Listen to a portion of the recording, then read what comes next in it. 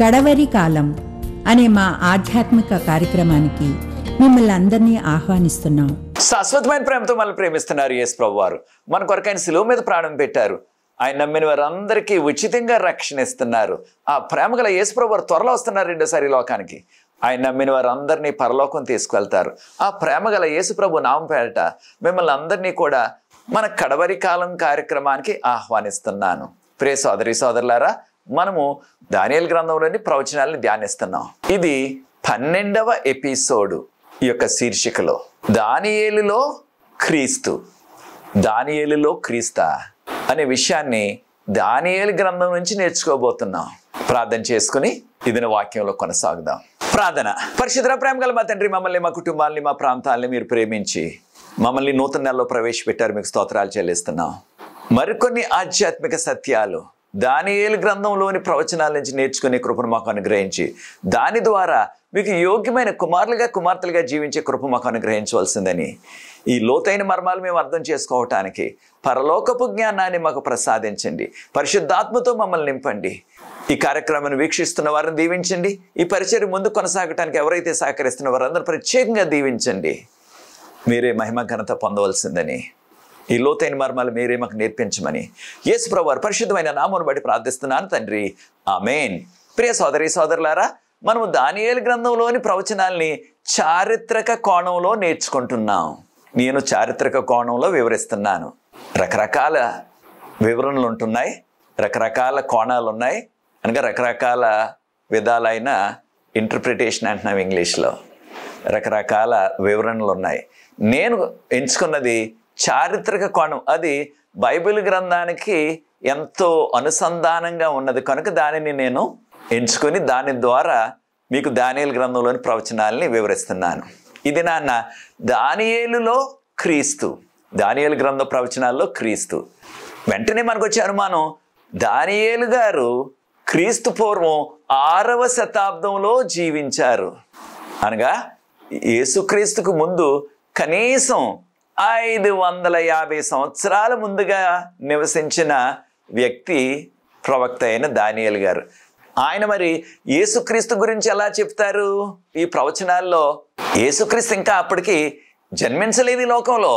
ఆయన గురించి ఏ విధంగా రాశారు అనే ప్రశ్న మనకు వస్తుంది. ఇది తప్పకుండా ఆయన సొంత జ్ఞానం కాదు, దేవుడు జరగబోయే విషయాల్ని బయలుపరిచారు. దీన్నే మనం ప్రవచనము అంటున్నాం మన భాషలో. ఇంగ్లీష్లో ప్రాఫెసీ అంటున్నారు.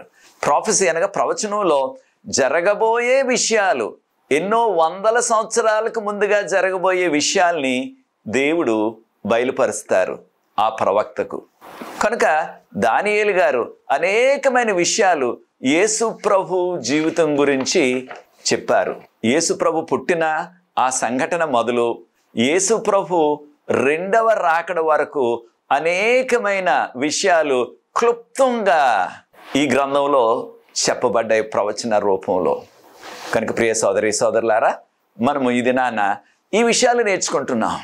దానియేలు గ్రంథంలో 11వ అధ్యాయాన్ని 20వ వచనాన్ని మనం ధ్యానించినట్లయితే, మనం ఒక్కసారి గమనించినట్లయితే దానిలో ఒక ప్రాముఖ్యమైన రోమా చక్రవర్తి గురించి చెప్పబడ్డది.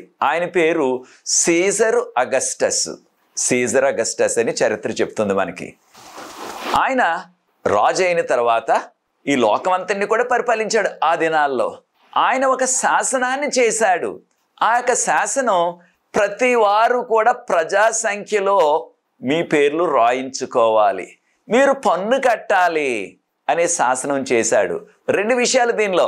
ఒకటి, మీరు ఖచ్చితంగా పన్ను కట్టాలా. ఆ పన్ను కట్టక ముందు మీ పేరు నమోదు చేయించుకోవాలా. మీ పేరు మీ గ్రామంలో నమోదు చేయించుకోవాలా. ఎక్కడ నివసిస్తే అక్కడ కాదు ఈ యొక్క నమోదు చేసుకోవాల్సినది.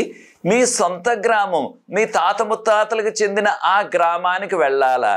అక్కడ మీ పేరు ఆ గ్రామంలో నమోదు చేసుకోవాలా, రిజిస్టర్ చేసుకోవాలా. అప్పుడు పన్ను కట్టాలా.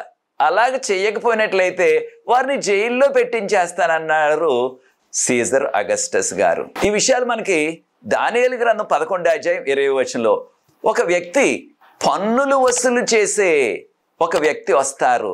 ఆయన పాలన చేస్తారు. ఆయన కొంతకాలమే పరిపాలిస్తారు. తర్వాత ఆయన ఏ విధమైన యుద్ధం కానీ ఏ విధమైన హింస లేకుండానే శాంతియుతంగానే అంతమొందుతారు అనగా మరణిస్తారు అని చెప్పబడ్డది. ఒక్క వచనంలో ఈ సీజర్ అగస్టస్ గురించి చెప్పబడ్డది. పేరు చెప్పబడలేదు ఇక్కడ. కానీ మరి సీజర్ అగస్టస్ అని మనం ఎలాగ గుర్తిస్తాం? దానియేలు గ్రంథం 11:20 సీజర్ అగస్టస్ అనే ఆ చక్రవర్తి గారికి మనం ఏ రీతిగా ఆపాదించగలం? ఖచ్చితంగా రోమా చక్రవర్తులలో ఈ పన్ను వసూలు చేయమని ప్రజాసంఖ్య లోకమంతా రాయబడాలని శాసనం చేసిన వారు ఈ రాజుగారు మాత్రమే, తక్కిన రాజులు ఎవరూ లేరు. మొట్టమొదటి రోమా చక్రవర్తి మీరు ప్రజాసంఖ్యలో మీ పేరు నమోదు చేసుకోవాలి, మీకు సొంత గ్రామానికి వెళ్ళి పన్ను కూడా కట్టాలి అని చెప్పిన చక్రవర్తి ఇంకెవరూ లేరు. చెప్పిన చక్రవర్తి చరిత్రలో సీజర్ అగస్టస్ గారు మాత్రమే. కనుక ఖచ్చితంగా దానియేలు గ్రంథం 11:20 ఈ సీజర్ అగస్టస్ గురించి చెప్పబడ్డది. ఆయన జూలియస్ సీజర్ అనే రోమా చక్రవర్తి యొక్క సహోదరుని యొక్క మనవడు. జూలియస్ సీజర్ గారికి వారసులు లేరు కనుక పాలన చేయటానికి ఆయన వీలునామా రాసింది ఏంటంటే, నా తర్వాత ఈ రాజ్యాన్ని నా సహోదరుడి యొక్క మనవడైన ఈ వ్యక్తి పరిపాలన చేస్తాడు. ఆయన అసలైన పేరు, ఆయన రాజ్యానికి వచ్చిన తర్వాత ఆయన పెట్టుకున్న పేరు అగస్టస్. ఆ యొక్క రాజ్యం ఆయనకి వారి యొక్క తాతగారి యొక్క సహోదరుడైన సీజర్ గారి దగ్గర వచ్చింది కనుక ఆయన పేరులో సీజర్ అని పెట్టుకున్నాడు. సీజర్ అగస్టస్ అంటున్నాం మనం. ఆయన అసలైన పేరు సీజర్ అగస్టస్ పేరు అక్టోవియన్. రాజు అయిన తర్వాత పేరు మార్చుకున్నాడు ఆయన. ఈ విషయాలు మనం గమనించాలా. మరొక విషయం కూడా చరిత్ర చెప్తుంది. ఈయన చాలా బలమైన రాజు. ఈయన చేసింది ఏమిటంటే, మనకున్న ఇప్పుడు క్యాలెండరు, దీన్ని మనం సూర్యుడి మీద ఆధారపడిన క్యాలెండర్, సోలార్ క్యాలెండర్ అంటాం. దానిలో 8వ నెలకి ఆయన పేరు పెట్టించేసుకున్నాడు.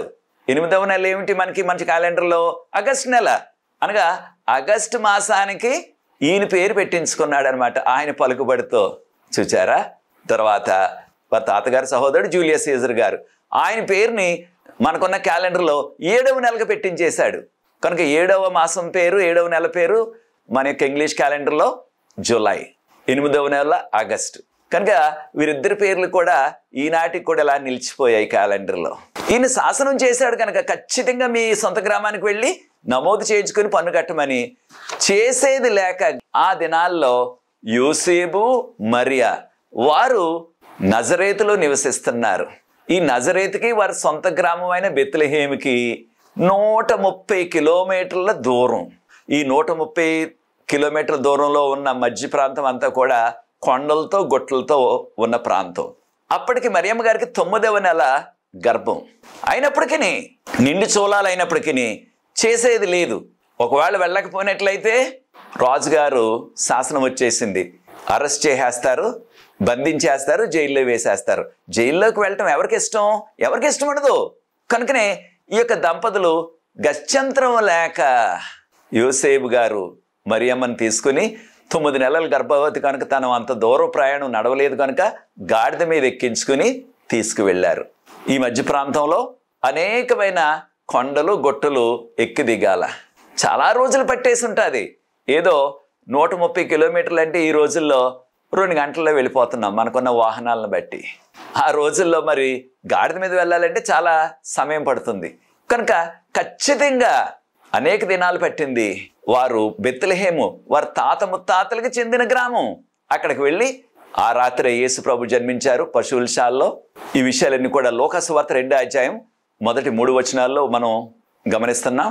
తర్వాత యేసు ప్రభు జన్మించినప్పుడు అక్కడెక్కడ కూడా స్థలం లేదు కనుక కారణం అనేక ప్రాంతాల్లో ఉన్న ఆ గ్రామానికి చెందిన వారు ఎక్కడెక్కడో చెదిరిపోయి జీవిస్తున్నారు. వారందరూ కూడా అక్కడికి వచ్చారు పేరు నమోదు చేయించుకోవటానికి, పన్ను కట్టడానికి. స్థలం లేదు ఎక్కడ కూడా. ఆ సత్రంలో ఎక్కడ స్థలం లేదు కనుక వారు ఆ పశువులను కట్టేసే పశువుల పాకలోనే ఉన్నారు. ఆ రాత్రి యేసు ప్రభు జన్మించారు. ఈ విషయాన్ని లూకా సువార్త 2వ అధ్యాయం 7వ వచనంలో మనం చదువుతున్నాం. తన తొలిచూరి తన మొదటి సంతానం యేసు ప్రభు ఆయన జన్మించారు. ఈ విషయాలు మనం చదువుతున్నాం. ప్రియ సోదరి సోదరులారా, 2012లో ఈ బెత్లెహేంని దర్శించే అవకాశాన్ని ప్రభు నాకు ఇచ్చారు. నాకు చూపు లేకపోయినప్పటికీ ఆ రోజుల్లో చిన్న గ్రామము ఇప్పుడు ఒక పట్టణం అయిపోయింది. అది ఇప్పుడు పాలస్తీనుల ఆధీనంలో ఉంది. అక్కడ యేసు ప్రభు వారు పుట్టిన ఆ పశువుల శాలని పెద్ద మందిరంగా కట్టేశారు ఏకంగా. దాన్ని చూడటానికి అనేక మంది ప్రతిదినం కూడా వేల కొలది ప్రజలు వస్తున్నారు. నేను కూడా ఆ మందిరంలోకి వెళ్ళే అవకాశం ప్రభు ఇచ్చారు. దేవునికే స్తోత్రం చెల్లిస్తున్నాను. ప్రియ సోదరి సోదరులారా, యేసు ప్రభు జన్మను గురించిన విషయాలు ఆ ప్రవచనం మనకి దానియేలు గ్రంథం 11:20 చెప్పబడ్డది. ఇన్ని సంవత్సరాలకు ముందు, కనీసం 550 సంవత్సరాలకు ముందే ఈ ప్రవచనం చెప్పబడ్డది. అక్షరాల జరిగింది. యేసు ప్రభు పుట్టినప్పుడు ఆ పన్నులు వసూలు చేసే రాజుగారు వచ్చారు. దాని ద్వారానే యోసేపు గారు, మరియమ్మ గారు బెత్లెహేం వెళ్ళారు. వారికి తెలియదు ఏమని, ఈ యొక్క పుట్టబోయే శిశువు బెత్లెహేంలో జన్మించాలా అనే విషయం వారికి తెలియదు. మీకా గ్రంథం 5:2 ఓ బెత్లెహేం ఎఫ్రాతా, నువ్వు ఎంత చిన్నదాని అయినప్పటికీ ఇశ్రాయేలును పాలించే రాజు నీలో నుంచి వస్తారని నీ ప్రవచనం ఉన్నది. ఆ ప్రవచనం కూడా నెరవేరింది. మరొక విషయాన్ని కూడా మనం గమనించాలా. యేసుక్రీస్తు ఏ రీతిగా దానియేలు ప్రవచనాల్లో ప్రత్యక్షమయ్యారో మరికొన్ని విషయాలు మనం నేర్చుకుందాం. దానియేలు గ్రంథం 3:25 మనందరికీ తెలిసిన రీతిగా షడ్రకు, మేషకు, అబేద్నెగో వారి బైబిల్ పేర్లు, ఇవి బబులోను పేర్లు. వారి బైబిల్ పేర్లు హననయ, అజరయ, మిసాయేలు. వారిని అగ్నిగుండంలో వేయించేశాడు ఆనాటి చక్రవర్తి నెబుకద్నెజరు గారు. దేనికి? ఆయన చేసిన ఆ బంగారు ప్రతిమకు, బంగారు విగ్రహానికి వీరు సాష్టాంగపడి పూజ చేయలేదని. వారిని అగ్నిగుండంలో పడవేసినప్పుడు వారు నమ్ముకున్న దేవుడు, ఈ బైబిల్ గ్రంథం బోధిస్తున్న దేవుడు ఏ విధంగా ప్రత్యక్షమయ్యారు? ఆ అగ్నిగుండంలో వారికి ప్రత్యక్షమయ్యారు. కనుక ఆ అగ్ని ఏ రీతిగా కూడా వారికి కీడు చేయలేకపోయింది. అప్పుడు రాజుగారు అన్నారు, ప్రక్కనే ఉన్న మంత్రులతోటి, తన యొక్క రక్షక భటులతోటి, మనము ముగ్గురిని వేసామా అగ్నిగుండంలో? నలుగురిని వేసామా? నాకు నలుగురు కనిపిస్తున్నారు.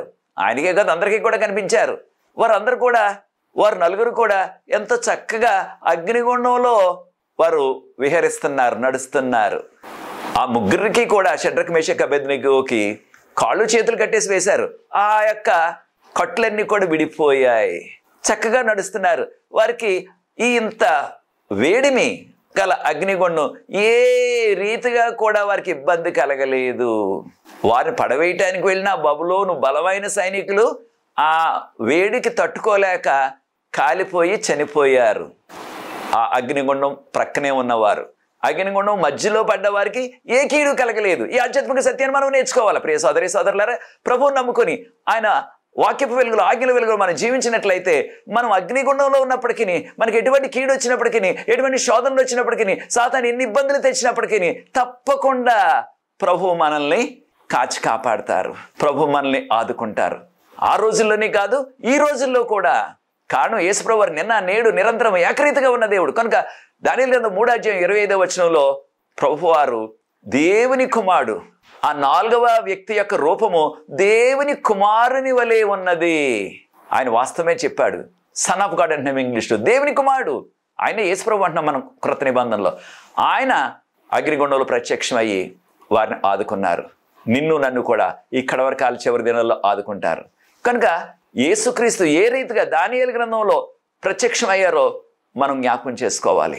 దానియేలు గ్రంథం 4:13-14 చూసినట్లయితే, రాజైన నెబుకద్నెజరు గారికి ఒక కల వచ్చింది. ఆ కల్లో ఒక పరిశుద్ధుడు, ఇంగ్లీష్లో హోలీ వాచర్ అన్నారు, ఆ యొక్క పరిశుద్ధుడు దిగి వచ్చాడు. ఎవరు పరిశుద్ధుడు?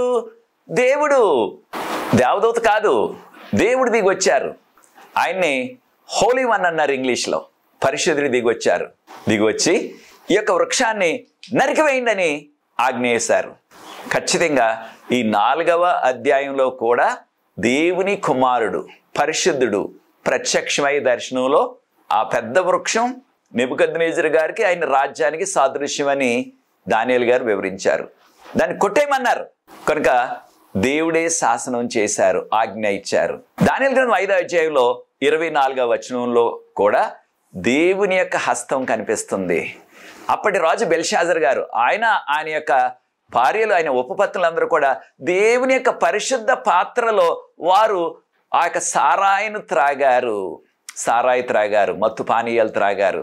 వారికి త్రాగటానికి ఆ యొక్క గ్లాసులు, ఆ కప్పులు, ఆ పాత్రలు లేక కాదు, ఈ యొక్క యూదుల దేవుని కించపరచాలని పట్టి ఆ యొక్క యూదుల దేవుని యొక్క ఆలయంలోంచి తీసుకొచ్చిన పాత్రలు తీసుకురండి, ఇంకా బంగారు పాత్రలు, దానిలో నేను త్రాగుతాను, దానిలో నేను, నా భార్యలు, నా ఉపపత్నులు, దానిలో మేము సారాయి త్రాగుతామన్నారు. ఆయన శాసనం చేశారు కాబట్టి రాజు చెప్పినప్పుడు ఖచ్చితంగా సేవకులు చేయాలా, అలాగే తెచ్చారు. ఎప్పుడైతే ఆయన భార్యలు, ఆయన ఉపపత్నులు దానిలో సారాయి త్రాగారు, ఆయన యొక్క అధికారులు కూడా ఉన్నారు అక్కడ ఆ యొక్క పార్టీలో, వెంటనే దేవుని యొక్క హస్తం వచ్చి, దేవుని యొక్క అరచెయ్యి వచ్చి ఈ విధంగా రాసింది రాత. ఆ రాత ఎవరు కూడా చదవలేకపోయారు, దానియేలు గారు మాత్రమే చదవగలిగారు. అది వారి భాషే, బబులోను భాషే. కానీ వారందరూ కూడా ఆ యొక్క సారాయిని సేవించి చదవగలిగే స్థితిలో లేరు. దానియేలు గారు లోనకు రాగానే అన్నారు, రాజా నీవు చాలా పొరపాటు చేశావు, దేవుని యొక్క పరిశుద్ధ పాత్రలో ఈ యొక్క సారాయిని త్రాగావు కనుక దేవుని హస్తం వచ్చింది, అరచెయ్యి వచ్చి ఇక్కడ రాసింది. ఏమిటి ఆ వ్రాత? మెనే టెకెల్ ఉపారిసన్, దానియేలు గ్రంథం 5వ అధ్యాయంలో. కనుక ప్రియ సోదరి సోదరులారా, చూడండి యేసు ప్రభు ఏ రీతిగా దానియేలు గ్రంథంలో ప్రత్యక్షమయ్యారు, దానియేలు గ్రంథంలో చెప్పబడ్డారో అనే విషయాన్ని చూడాలా. యేసు ప్రభు వారు పుట్టక ముందు 550 సంవత్సరాలకు ముందు రాసిన గ్రంథం అయినప్పటికీ యేసు ప్రభు వారిని గురించి అనేకమైన విషయాలు చెప్పబడ్డాయి. దీనిలో మరొక విషయం, దానియేలు గ్రంథం 9వ అధ్యాయం 25వ వచనంలో ఒక శాసనం వస్తుందని గాబ్రియేలు దూత గారు చెప్పారు. గాబ్రియేలు దూత గారు అన్నారు, దానియేలు ఒక శాసనం వస్తుంది, ఆ శాసనం ప్రకారంగా యెరూషలేము చుట్టూ గోడలు కట్టించుకోవచ్చు అని ఎప్పుడైతే మీకు రాజుగారి యొక్క అనుమతి వస్తాదో అప్పటి నుంచి ప్రారంభం అవుతుంది ఈ 70 వారాల ప్రవచనం అని చెప్పారు. ఈ 70 వారాల ప్రవచనం గురించి రాబోయే ఎపిసోడ్లో ఎక్కువ వివరాలు మీకు అందిస్తాను. కనుక ఖచ్చితంగా ఇక్కడ దానియేలు గ్రంథం 9వ అధ్యాయం 25వ వచనంలో కూడా ఒక రాజుగారు, ఆయన పారసీక రాజు, ఆయన ఇంగ్లీష్లో ఆర్టెజెర్క్సెస్ అంటారు, మన భాషలో హస్తాసస్తా అని తర్జుమా చేశారు. రాజుగారి పేరు హస్తాసస్తా. ఆ రాజుగారు వీరికి అనుమతి ఇచ్చారు. ఎప్పుడు ఇచ్చారు? 457 సంవత్సరం, క్రీస్తుపూర్వం 457 సంవత్సరంలో, క్రీస్తుపూర్వం 457 సంవత్సరంలో ఆ అనుమతి ఇచ్చారు. యెరూషలేము చుట్టూ కూడా మీరు ప్రాకారాన్ని, గోడలను కట్టించుకోవచ్చని. కనుక ప్రియ సోదరి సోదరులారా, ఈ యొక్క అమూల్యమైన విషయాలు ప్రవచనాల్లో ఏ రీతిగా దేవుడు ముందుగానే బయలుపరిచారో ఈ విషయాలు మనం గుర్తించవచ్చు. మరొక విషయం ఏంటంటే యేసు ప్రభు యొక్క బాప్తీసం గురించి కూడా చెప్పబడ్డది దీనిలో. యేసు ప్రభు యొక్క బాప్తీసం గురించి, యేసు ప్రభు యొక్క మరణం గురించి కూడా చెప్పబడ్డది. మనకున్న క్రొత్త నిబంధన వివరాల ప్రకారంగా సమయం ఉన్నప్పుడు లూకా సువార్త 3వ అధ్యాయం చదివినట్లయితే యేసు ప్రభు వారు బాప్తీసం తీసుకున్నారు. దానియేలు గ్రంథం 9వ అధ్యాయం 25వ వచనంలో 7 వారాలు, తర్వాత 62 వారాలు, తర్వాత అభిషక్తుడు వస్తారు. దీన్నే మెస్సియా అని చెప్పారు. మెస్సియా అని మనకి అభిషక్తుడు అని తర్జుమా చేశారు. అంతవరకు కూడా యేసు ప్రభు సామాన్య మానవుడే అనుకున్నారు ఆ గ్రామస్తులు నజరేతులో. కానీ ఎప్పుడైతే ఆయన బాప్తీసం తీసుకున్నారో అప్పటి నుంచి ఆయన యొక్క మహిమ కార్యాలు వారు చూడటం ప్రారంభించారు. ఎప్పుడు తీసుకున్నారు యేసు ప్రభు వారు బాప్తీసాన్ని? మనకున్న చారిత్ర ఆధారాల ప్రకారంగా క్రీస్తు శకం 27వ సంవత్సరంలో 27 AD అంటున్నాం. తర్వాత వారంలో మధ్యలో ఆయన సమూలంగా నిర్మూలించబడును అని చెప్పబడ్డది. వచ్చే ఎపిసోడ్లో మీకు వివరిస్తాను. దానియేలు గ్రంథం 9వ అధ్యాయం 26వ వచనంలో మెస్సయ్య అని చెప్పబడ్డది మూల భాషలో. అక్కడ నెగిడ్ అనే మాట వాడారు, అనగా రాజు, ఈ లోకపు రాజు. ఆయన మీ కొరకు వధించబడతారు. ఆయన కొరకు కాదు, ఆయన ప్రజల కొరకు వధించబడతారు. మన భాషలో నిర్మూలము చేయబడును అని తర్జుమా చేశారు. కానీ మూల భాషలో ఇంగ్లీష్లో చూస్తే ఆయన ప్రజల కొరకు వధింపబడును అని చెప్పబడ్డది. కనుక యేసుక్రీస్తుని గురించి, ఆయన బాప్తీసం గురించి, ఆయన పొందబోయే మరణం గురించి కూడా ఇక్కడ ఎంతో విపులంగా మనకి దానియేలు గ్రంథంలో 9వ అధ్యాయంలో 25, 26 వచనాల్లో చెప్పబడ్డది. చూచారా ప్రియ దేవుని బిడ్డలారా? యేసు ప్రభు జన్మ గురించి, యేసు ప్రభు మరణం గురించి, అనేకమైన తర్వాత ఆయన చేసే పరిచర్య గురించి దానియేలు గ్రంథంలో ఇన్ని వివరాలు. ఆయన పుట్టక ముందే 500 సంవత్సరాలకు ముందుగానే ఈ వివరాలన్నీ కూడా ప్రభు మన కొరకు వ్రాయించారు. యేసు ప్రభు ఈ లోకంలో మన కొరకు మరణించి తిరిగి లేచి పరలోకం వెళ్ళారు. పరలోకంలో ఏం చేస్తున్నారు ఆయన? మన కొరకు, మన తరపున. యేసు ప్రభు వారు మన తరపున, మన కొరకు ఆయన మధ్యవర్తిగా ఉన్నారు. దాన్ని మనం ప్రధాన యాజకుడు అంటున్నాం. మొదటి తిమోతిలకు రాసిన పత్రిక 2వ అధ్యాయం 4-5 వచనాలు గమనించినట్లయితే, మన మధ్యవర్తి, మనకు దేవునికి మధ్యన ఉన్న ఆ మధ్యవర్తి, ఇంగ్లీష్లో మీడియేటర్ అంటున్నాం, ఆయన ఉన్నారు. ఆయన యేసు ప్రభు వారు, ఇంకే మానవుడు కాదు. ఈ విషయాన్ని దానియేలు గ్రంథం 7వ అధ్యాయం 13వ వచనంలో గమనిస్తున్నాం. దానియేలు గ్రంథం 7వ అధ్యాయం 13వ వచనంలో ఆ యొక్క తీర్పులో ఆ యొక్క మనుష్య కుమారుని ఆయన పరలోకములో ఉన్న పరలోపు కోర్టు అంటున్నాం మనం దాన్ని. పరలోకపు న్యాయస్థానంలో మన తరపున ఆయన మనకు మధ్యవర్తిగా, అనగా మనకి ఒక వకీలుగా, మన యొక్క ప్లేడర్గా ఆయన తీర్పులో పాల్గొంటున్నారు. ఇక్కడ చెప్పబడ్డది మనకి తండ్రి అయిన దేవుని మహావృద్ధుడని మన యొక్క భాషలో తర్జుమా చేశారు. వాస్తవానికి మహావృద్ధుడనే తర్జుమా చాలా బలహీనమైన తర్జుమా. ఆది నుంచి ఉన్నవాడు అని తర్జుమా చేస్తే బాగుండేది, లేకపోతే యుగయుగాలు నివసించేవాడు అని తర్జుమా చేస్తే బాగుండేది. కారణం ఆయన యొక్క వస్త్రధారణ, ఆయన యొక్క తల వెంట్రుకలకు ఉన్న రంగును ఇక్కడ వివరించబడ్డది. తెల్లగా మంచు వలె ఉన్నదని దానిని చూచి ఆ వివరణను గమనించిన తర్జుమాకారులు మన భాషలో మహావృద్ధుడని తర్జుమా చేశారు. దేవుడు ఎన్ని కోట్ల సంవత్సరాలున్నా వృద్ధుడవుతాడా? ముసలివాడవుతాడా? కానే కాదు. దేవుడు ఎవరు? దేవదూతలు కూడా ముసలివారు ఎవరు? పరలోకి వెళ్ళిన తర్వాత మనం కూడా ఎన్ని కోట్ల సంవత్సరాలు జీవించినప్పటికీ మనకే కూడా ఆ ముసలితనం రాదు. కనుక పరలోకంలో మన తరపున యేసు ప్రభు వారు మధ్యవర్తిగా, ఒక మీడియేటర్గా, ఆయన మన అడ్వకేట్గా పనిచేస్తున్నారు. ఈ విషయాన్ని మనం గుర్తించాలి ప్రియ సోదరి సోదరులారా. మరొక విషయాన్ని కూడా మనం గుర్తించాలా. అదేంటంటే దానియేలు గ్రంథంలో యేసు ప్రభు యొక్క 2వ రాకడను గురించి కూడా చెప్పబడ్డది. దానియేలు గ్రంథం 7వ అధ్యాయం 27వ వచనాన్ని గమనించినట్లయితే, ఆయనకు రాజ్యము, అధికారము ఆయనకు, ఆయన యొక్క ప్రజలైన పరిశుద్ధులకి ఇవ్వబడ్డది. ఎప్పుడు జరుగుతుంది ఇది? దేవునికి రాజ్యం అనగా యేసు ప్రభువును రాజులు రాజుగా, ప్రభువులకు ప్రభువుగా ఎప్పుడు ప్రకటిస్తారు అంటే, తప్పకుండా 2వ రాకడ తర్వాత 1000 సంవత్సరాల తర్వాత ఆయన రాజులకు రాజుగా, ప్రభువులకు ప్రభువుగా కలకాలం కొనసాగుతారు. ప్రస్తుతం ఈ యొక్క లోకం యొక్క పాలన ఎవరి చేతిలో ఉంది? ఈ లోకం యొక్క పాలన పగ్గాలు ఎవరి చేతిలో ఉన్నాయంటే సాతాను చేతిలో. ఎలాగ వెళ్ళాయి సాతాను చేతిలోకి? ఆదాము ఈ లోకమునంతటిని కూడా పరిపాలించాలని దేవుడు నియమించారు. ఆదికాండం 1వ అధ్యాయం 28వ వచనంలో, ఆదామా, నీవు ఈ భూమి మీద ఉన్న సమస్త జీవరాశుల్ని కూడా నువ్వు పాలించు, నీవు పాలకుడు అని ఆ అధికారాన్ని ఆదాముకు అప్పగించారు. ఆదాము అవ్వ దేవుడు తినవద్దన్న చెట్టు పండు తిన్నారు కనుక ఆదాము ఈ లోకాన్ని పరిపాలించే ఆధిక్యత కోల్పోయాడు. అప్పటి నుంచి ఈ లోకానికి రాజు ఎవరైపోయారు? వారిని పాపంలో పడగొట్టిన ఆ సాతాను ఈ లోకపు రాజు అయిపోయాడు. దానిని కూడా ప్రభువారు ధృవీకరించారు. యోహాను సువార్త 12వ అధ్యాయం 31వ వచనంలో సాతాను ఈ లోకపు రాజు అని చెప్పారు.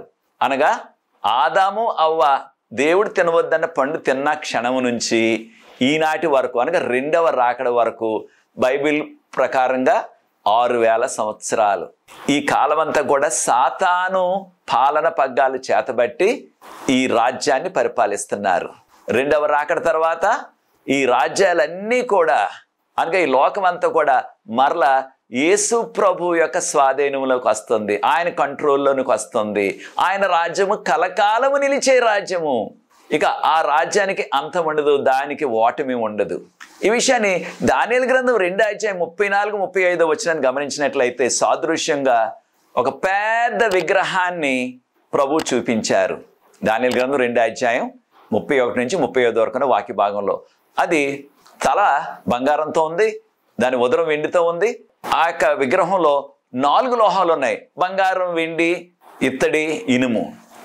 అయితే ఏ మానవ చేతితో కూడా తీయని ఒక రాయి వచ్చి ఆ 4 లోహాలతో ఉన్న విగ్రహాన్ని ముక్కలు ముక్కలు చేసేసి పౌడర్గా చేసేసింది. ఎవరా రాయి? మొదటి కొరింథీయులకు రాసిన పత్రిక 10వ అధ్యాయం 4వ వచనంలో ఆ బండరాయి క్రీస్తే అనగా క్రీస్తు రాజ్యం. ఈ యొక్క విగ్రహాన్ని ముక్కలు చేసేసి పౌడర్ చేసేసిన తర్వాత పెద్ద బలమైన గాలి వచ్చింది, పౌడర్ అంతా ఎగిరిపోయింది. అప్పుడు ఈ యొక్క బండరాయి ఈ లోకం అంతటి కూడా అది విస్తరించి ఒక మహాపర్వతం అయిపోయింది. ఎవరికి సాదృశ్యం? దేవుని రాజ్యము, కలకాలం ఉండే రాజ్యము, యేసు ప్రభు రాజ్యం. కనుక ప్రియ సోదరి సోదరులారా, దానియేలు గ్రంథంలో ఉన్న ప్రవచనాల్లో యేసు క్రీస్తు యొక్క పుట్టుక, ఆయన యొక్క మరణము, ఆయన యొక్క రాకడ, ఆయన కలకాలము కొనసాగే రాజ్యము, వీటి గురించి ఇన్ని వివరాలు దానియేలు గ్రంథంలో చెప్పబడ్డవి. కనుక దానియేలు గ్రంథంలో యేసు ప్రభుని గురించి చెప్పబడినన్ని వివరాలు పాత నిబంధన గ్రంథంలో ఇక ఏ గ్రంథంలో కూడా చెప్పబడలేదు. అన్ని వివరాలు ఉన్నాయి మనకి. చిన్న చిన్న మొక్కలు అయినప్పటికీ అవి ఎంతో అర్థవంతంగా వాటిని మనం అర్థం చేసుకోవచ్చు.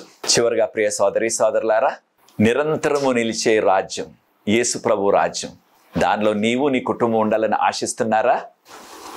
ఆ యేసు ప్రభుతో దానియేలు గ్రంథం 7వ అధ్యాయం 18వ వచనంలో ఆ రాజ్యము దేవుని యొక్క భక్తులకి ఇవ్వబడుతుంది, పరిశుద్ధులకి ఇవ్వబడుతుందని చెప్పబడ్డది.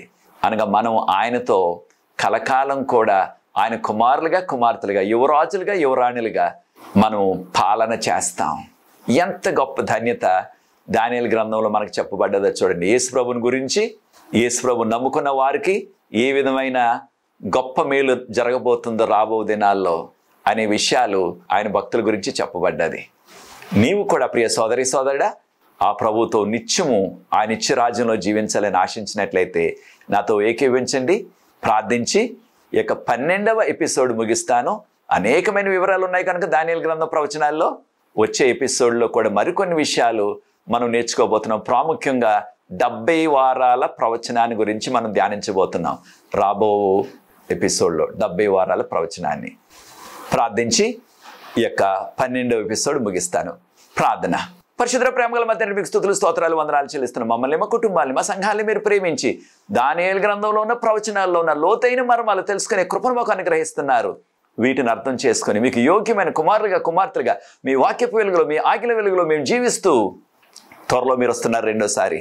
మీరు ఆకల్లో ఎత్తబడే జనాంగంలో మేముండి కలకాలం మీతో ఉండే ఆ కృప మాకు అనుగ్రహించమని వాక్యాన్ని వీక్షిస్తున్న ప్రతి వ్యక్తిని ఆశీర్వదించండి. ఈ పరిచర్య ముందు కొనసాగడానికి ఎవరైతే సహకరిస్తున్నారో వారందరూ కూడా ప్రత్యేకంగా దీవించవలసిందని యేసు ప్రభు వారి పరిశుద్ధమైన నామమును బట్టి ప్రార్థిస్తున్నాను తండ్రి, ఆమేన్. ప్రియ సోదరి సోదరులారా, ప్రభు మిమ్మల్ని ప్రేరేపించినట్లయితే ఈ పరిచర్య ముందు కొనసాగడానికి మీరు కూడా సహకరించండి. తెర మీద వచ్చే నంబర్కు నన్ను సంప్రదించినట్లయితే వివరాలు మీకు అందిస్తాను. మీరు ఈ పరిచర్యలో సహకరించి పాల్గొనండి.